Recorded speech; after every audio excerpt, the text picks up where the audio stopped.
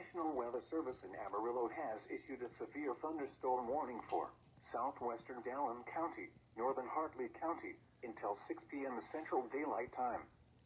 At 5:07 p.m. Central Daylight Time, severe thunderstorms were located along a line extending from 3 miles northwest of Dalhart to 8 miles southeast of Sedan, moving southeast at 15 miles per hour. Hazard: ping-pong ball size hail and 60 miles per hour wind gusts. Source: radar indicated. Impact: minor damage to roofs, siding, and trees is possible.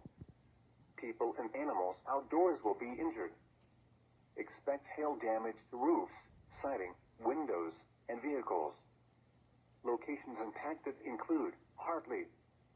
For your protection, move to an interior room on the lowest floor of a building. Repeating, a severe thunderstorm warning has been issued until 6 p.m. Central Daylight Time for the following counties in Texas: Dallam and Hartley.